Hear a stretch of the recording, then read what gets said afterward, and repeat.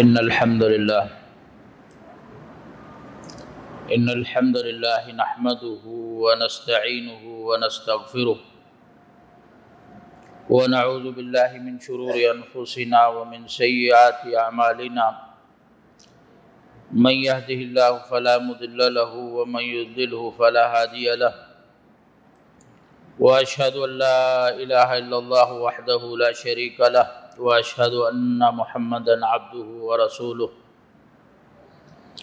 يا أيها الذين آمنوا اتقوا الله حق تقاته ولا تموتن إلا وأنتم مسلمون يا أيها الناس اتقوا ربكم الذي خلقكم من نفس واحدة وخلق منها زوجها وبث منهما رجالا كثيرا ونساء واتقوا الله الذي تساءلون به والأرحام إن الله كان عليكم رقيبا يا أيها الذين آمنوا اتقوا الله وقولوا قولا سديدا يصلح لكم أعمالكم ويغفر لكم ذنوبكم ومن يطع الله ورسوله فقد فاز فوزا عظيما أما بعد فإن خير الحديث كتاب الله وخير الهدي هدي محمد صلى الله عليه وسلم وشر الأمور محدثاتها وكل محدثة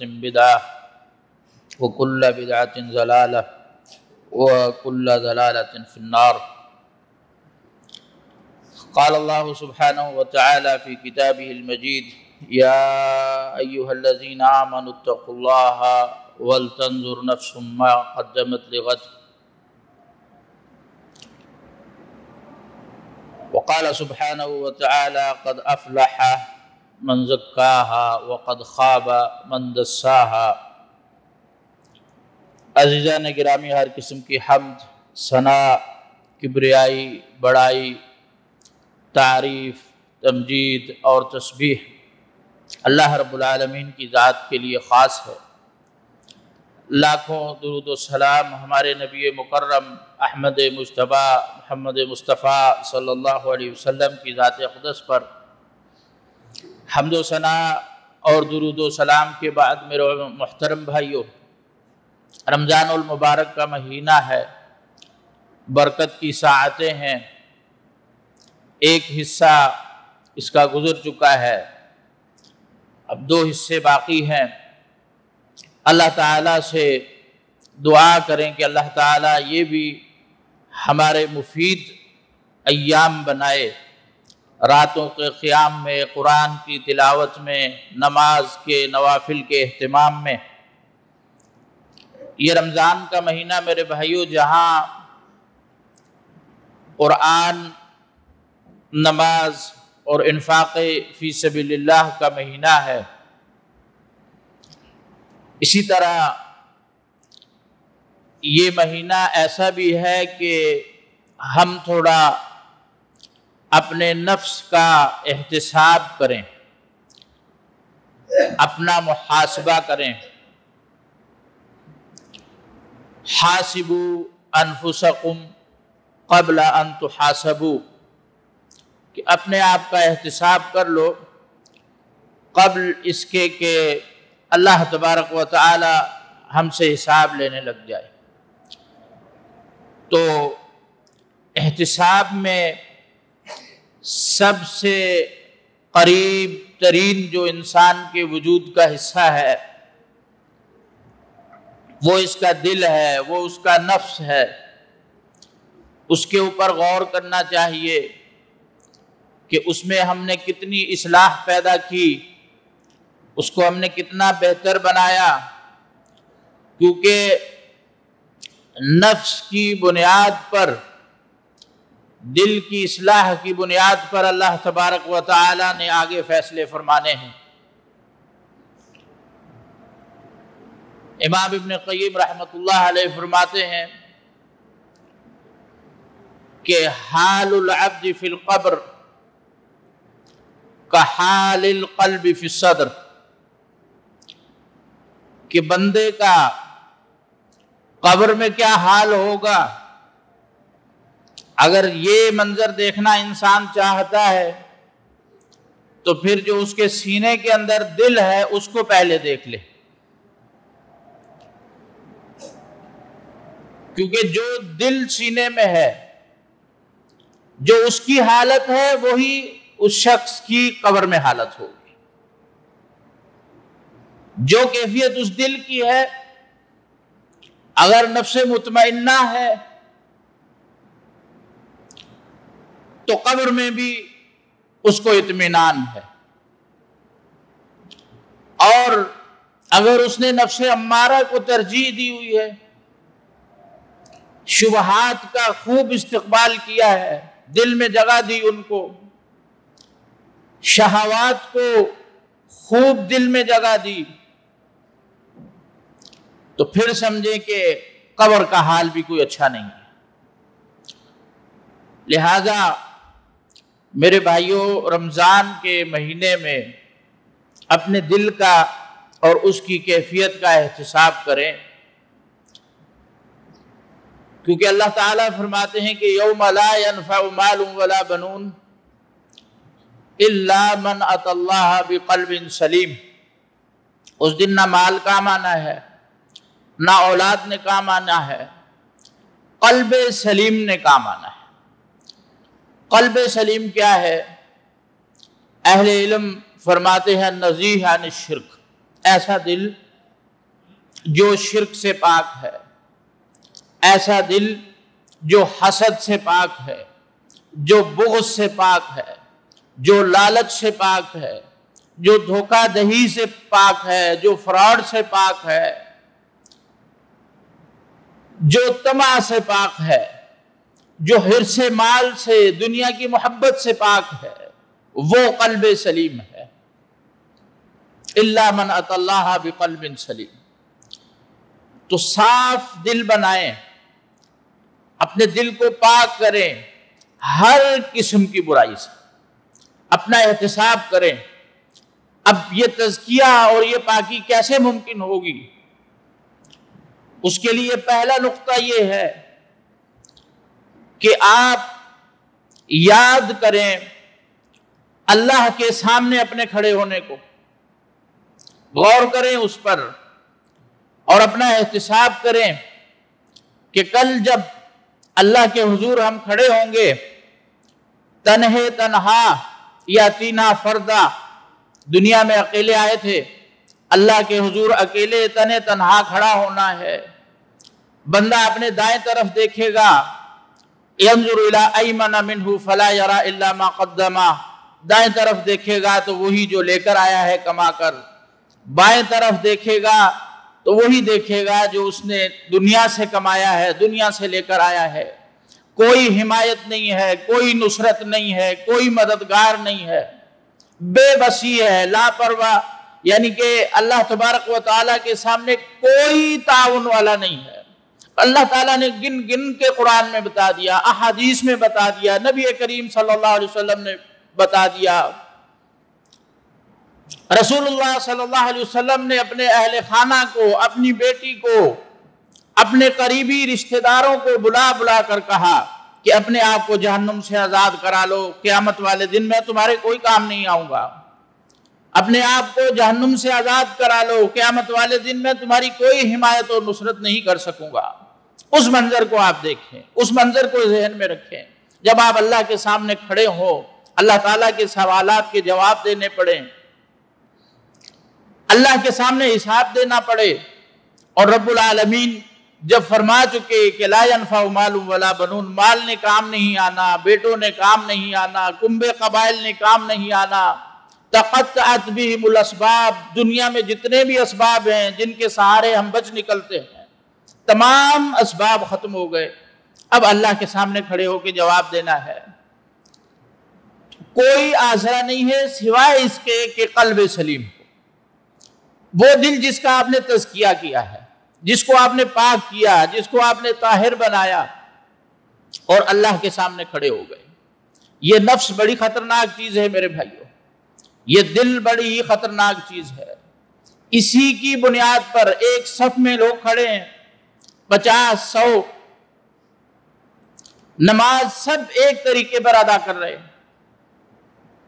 رکوع سب ایک طرز پر کر رہے ہیں، سجدے سب ایک طرز پہ کر رہے ہیں، لیکن اجر میں آپ نے فرمایا کہ کسی کو پورا اجر مل جاتا ہے، کسی کو 10% ملتا ہے، کسی کو 9 حصے ملتا ہے، کسی کو 7 حصے ملتا ہے، کسی کے منہ پر نماز واپس مار دی جاتی ہے، کسی کا تو 700 اضعاف 700 گنا بڑھا کر دے دیا جاتا ہے۔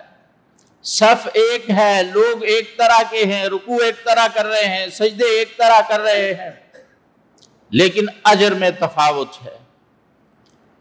یہ کس بنیاد پر ہے؟ یہ دل کی کیفیت کی بنیاد پر ہے، دل کی اصلاح کی بنیاد پر ہے۔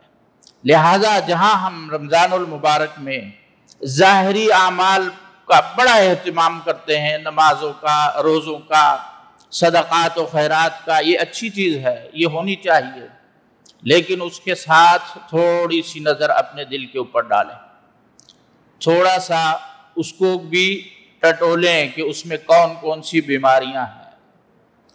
اس میں ایسی کوئی بیماری تو نہیں ہے حسد کی شکل میں کہ ساری نیکیوں کو کھا رہی ہو، جلا رہی ہو۔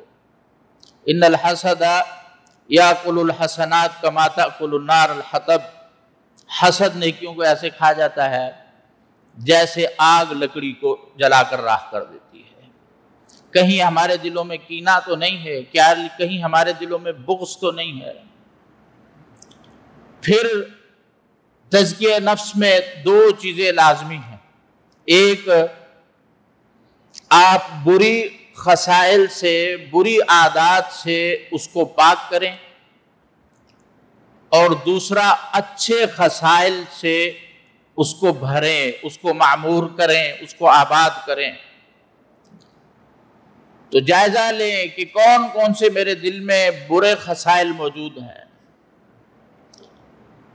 ان کو نکالیں، اور کون کون سے اچھے خصائل ہیں جن کو ضرورت ہے کہ میں اپنے دل میں جگہ دوں تاکہ اللہ کے سامنے سرخرو ہو سکوں۔ ایک دفعہ رسول اللہ صلی اللہ علیہ وسلم کے پاس ایک صحابی تشریف لاتے ہیں۔ آپ صلی اللہ علیہ وسلم نے ان کی آمد پر کہا کہ اگر کوئی شخص جنتی شخص کو دیکھنا چاہتا ہے تو اس کو دیکھ لے۔ دوسرے دن یہی ماجرا ہوا، آپ نے فرمایا ابھی تھوڑی دیر میں تمہارے پاس ایک جنتی شخص آنے والا ہے، جو جنتی کو دیکھنا چاہتا ہے اس کو دیکھ لے۔ تیسرے دن بھی یہی ماجرا ہوا، تو ایک صحابی کہتے ہیں کہ میرے دل میں خیال آیا کہ یہ کون سی عظیم شخصیت ہے، کون سے اس کے عظیم اعمال ہیں، تھوڑا میں بھی جا کے ان کے ساتھ ٹھہر کے دیکھوں کیا کرتے ہیں۔ چلے گئے، ان سے اجازت لے کے ان کے پاس ٹھہرے، تو رات کو نگرانی کرتے رہے کہ یہ کیا کرتے ہیں۔ دیکھا کہ کوئی زائد عبادت نہیں ہے، وہی جو قیام ہم کرتے ہیں وہ بھی وہی کر رہے ہیں، وہی جو فرائض ہم ادا کرتے ہیں وہ بھی وہی ادا کر رہے ہیں، کوئی نئی چیز نہیں دیکھی۔ بالآخر تیسرے دن ان کے سامنے ماجرا بیان کر دیا کہ آپ 3 دن سے اللہ کے رسول کی مجلس میں تشریف لا رہے ہیں، اور 3 دن سے ہم سن رہے ہیں کہ اللہ کے نبی فرماتے ہیں کہ کسی جنتی کو دیکھنا ہے تو اس شخص کو دیکھ لیں۔ آپ بتائیں آپ کیا عمل کرتے ہیں؟ آپ نے اتنا بڑا رتبہ کیسے پا لیا؟ تو انہوں نے کہا کہ جو آپ نے دیکھا ہے اس کے سوا میں کچھ نہیں کرتا۔ ہاں ایک عمل ہے جو میں کرتا ہوں کہ رات کو جب چارپائی پر لیٹتا ہوں، سوتا ہوں، تو اپنے دل سے، سچے دل سے اپنے ہر مسلمان بھائی کو معاف کر کے، اس کے حوالے سے اپنے دل کو صاف کر کے، ستھرا کر کے سوتا ہوں۔ تو وہ صحابی فرماتے ہیں، غالباً عبداللہ بن عمر تھے، فرماتے ہیں کہ یہ وہ عمل ہے جس تک ہم نہیں پہنچ پائے، یہ وہ درجہ ہے جو آپ نے جنت کا پایا ہے، اس کی وجہ یہ تھی جو وجہ ہم آج تک اپنے دلوں میں پیدا نہیں کر سکے۔ تو دل کی اصلاح کی وجہ سے میرے بھائی وہ مقام پا گئے۔ نفس بڑی خطرناک چیز ہے، یہ آپ کو اللہ کے علاوہ الہ بنانے پر مجبور کرتا ہے۔ اور بہت سے لوگ ایسے ہیں جنہوں نے اپنے دلوں کو، اپنے نفسوں کو اپنا الہ بنایا ہوا ہے۔ افرأیت من اتخذ الہہ ہواہ، کیا آپ نے نہیں دیکھا اس کو کہ جس نے اپنے دلی خواہشات کو اپنا الہ بنا لیا ہے، کہ جیسا کہ الہ حکم کرے بندے کو ایسا کرنا چاہیے، تو ادھر اس کا نفس حکم کرتا ہے کہ یہ برائی کرو، یہ عمل کرو، یہ خیانت کرو، یہ بددیانتی کرو، تو بندہ فوراً اس کی اطاعت کرتا ہے، فوراً اس کی پیروی کرتا چلا جاتا ہے۔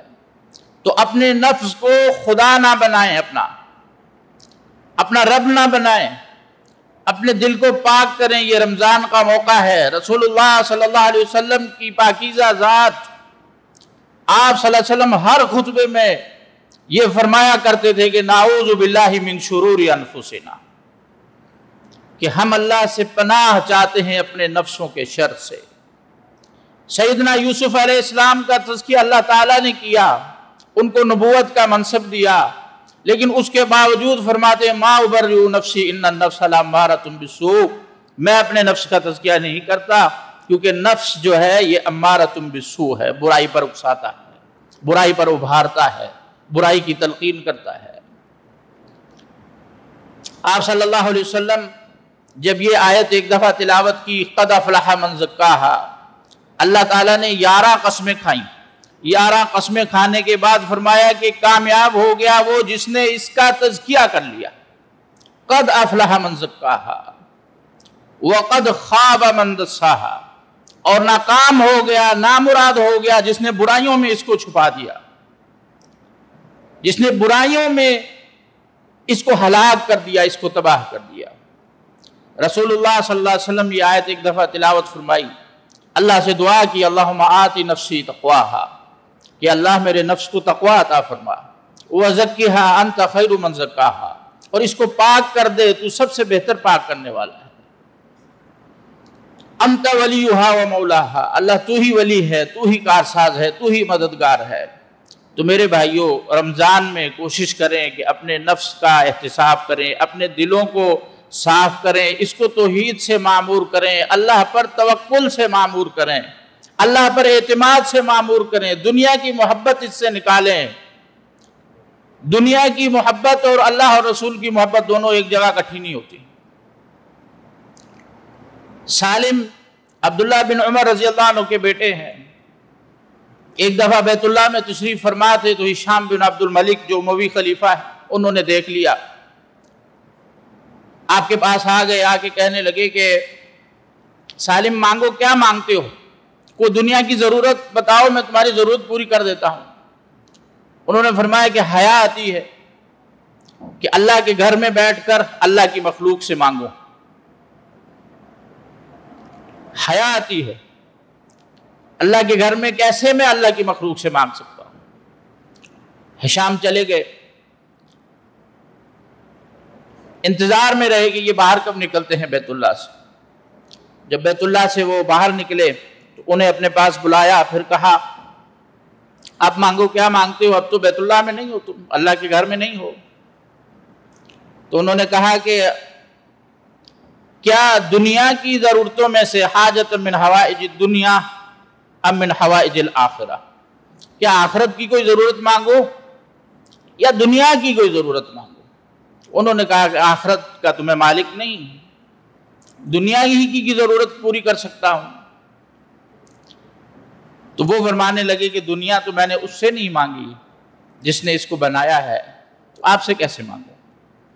دنیا سے دل کو ایسا بے تعلق کریں، ایسا زہد اختیار کریں، ایسا تقوی دل میں پیدا کریں۔ رسول اللہ صلی اللہ علیہ وسلم فرماتے ہیں کہ اگر تم اللہ پر ایسا توکل کرو جیسا کہ کرنے کا حق ہے، اللہ تعالیٰ تمہیں ایسے رزق دے گا جیسے پرندوں کو دیتا ہے۔ کوئی اسٹاک نہیں ہے، کوئی اسٹور نہیں ہے، کچھ نہیں رکھا، صبح کو خالی پیٹ جاتے ہیں، شام کو خالی اپنا پیٹ بھر کے واپس آ جاتے ہیں۔ ان کو کھلا رہا ہے، چرند پرند حشرات سب کو کھلا رہا ہے، ان کے پاس کچھ جمع نہیں ہے۔ صرف دل کو بدلنے کی ضرورت ہے، اس کیفیت کو بدلنے کی ضرورت ہے، اللہ پر اعتماد کرنے کی ضرورت ہے، اللہ پر توکل کرنے کی ضرورت ہے، اللہ سے محبت بڑھانے کی ضرورت ہے۔ وہی مددگار ہے دنیا میں بھی اور آخرت میں بھی، قبر میں بھی اور حشر میں بھی اللہ تعالیٰ کی مدد کی ہمیں ضرورت ہے، اسی کے ساتھ لگائیں اور اپنا احتساب کریں۔ سیدنا ابوبکر رضی اللہ عنہ جب کسی پرندے کو دیکھتے تھے تو کہتے ہیں کتنے خوش نصیب ہو، کھاتے ہو پیتے ہو، تمہارے اوپر کوئی حساب نہیں ہے، کاش میں بھی یہی ہوتا۔ حالانکہ صدیق ہے، اہل علم فرماتے ہیں کہ اگر پوری امت کے ایمان کو ایک طرف تولا جائے ترازو کے پلڑے میں اور ابوبکر کے ایمان کو دوسرے پلڑے میں رکھا جائے تو ابوبکر کا ایمان بھاری ہوگا، امت کے دیگر لوگوں کا ایمان کم ہوگا ان کے مقابلے میں، لیکن پھر تمنا کر رہے ہیں کہ کاش میں پرندہ ہوتا، نہ اللہ مجھ سے حساب لیتا۔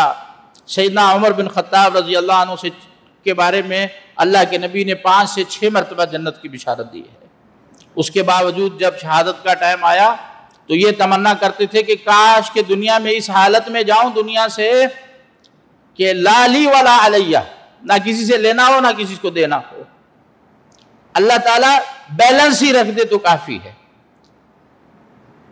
ایک دفعہ سیدنا عمر بن خطاب رضی اللہ عنہ کے پاس ایک سائل آیا، کچھ اپنی حاجت کا سوال کیا، اپنا مسئلہ بتایا تو آپ غصے میں آ گئے، فرمانے لگے کہ جب ہم فارغ ہوتے ہیں اس وقت آپ لوگ آتے نہیں ہو، اور جب ہم ریاست کے کسی مسئلے میں مشغول ہو جاتے ہیں پھر آپ لوگ اپنے مسائل لے کر آ جاتے ہو۔ عمر رضی اللہ عنہ نے غصے میں جو ہے چند چھڑیاں ان کو مار دی، وہ سائل واپس چلا گیا غمگین ہو کر، پھر فوراً احساس ہو گیا، یہ ہوتا ہے تزکیہ، کہ نفس جو ہے جب غلطی ہو جائے تو فوراً اس پر ٹوکتا ہے۔ احساس ہوا کہ میں نے یہ غلطی کی ہے، اس کو بلایا اور بلا کے یہ چھڑی پکڑائی، کہا کہ ابھی مجھے مارو، امیر المومنین ہے، آدھی دنیا ان کے سلطنت کے تابع ہے، لیکن ایک عام آدمی سادہ سا دیہاتی اس کو چھڑی پکڑا رہے ہیں کہ مجھے مارو اور اپنا بدلہ لے لو۔ اس نے کہا نہیں، میں نے آپ کو چھوڑ دیا۔ کہا میری خاطر چھوڑا یا اللہ کی خاطر چھوڑا ہے؟ کہا آپ کی خاطر چھوڑا، آپ امیر المومنین ہے۔ کہا نہیں، میری خاطر نہیں چھوڑو، مجھے مارو، اگر چھوڑنا ہے تو اللہ کی خاطر چھوڑو، تاکہ یہ احتساب نہ ہو، میرا حساب نہ ہو اللہ کے ہاں۔ اور پھر گھر میں داخل ہو گئے، جا کے زارو قطار روتے رہے اور اپنی حالت کی، اپنی کیفیت کا اللہ کے سامنے ذکر کر رہے ہیں کہ یا ابن الخطاب کنت وضیعا فرفعک اللہ، کہ آپ ایک حقیر انسان تھے، آپ کو کوئی نہیں جانتا تھا، اللہ نے آپ کو اتنا بلند کر دیا کہ امیر المومنین بن گئے، اللہ نے آپ کو اتنا بڑا مقام دے دیا، اور اب ایک سائل آپ سے کچھ مسئلہ حل کرنے کے لیے آ رہا ہے تو آپ اس کو مار رہے ہیں، اس کو ڈانٹ رہے ہیں۔ یہ ہوتا ہے نفس کا احتساب۔ اس طرح میرے بھائیوں اپنے نفس کا احتساب کریں، اپنے دل کا احتساب کریں، دلوں کو کینے سے، بغض سے، نفرتوں سے پاک کریں۔ اگر کسی کے حق ہیں آپ نے ادا کرنے ہیں، ادا کر دیں، اگر کسی کے آپ پر ہیں تو معاف کر سکتے ہیں تو انہیں معاف کر دیں، کیونکہ جب آپ معاف کرتے ہیں کسی کو تو پھر اللہ کے ساتھ آپ سودا کرتے ہیں، اس بندے کے ساتھ نہیں۔ اور اللہ کے ساتھ جو بندہ سودا کرتا ہے اس کا سودا کبھی گھاٹے والا سودا نہیں ہوتا۔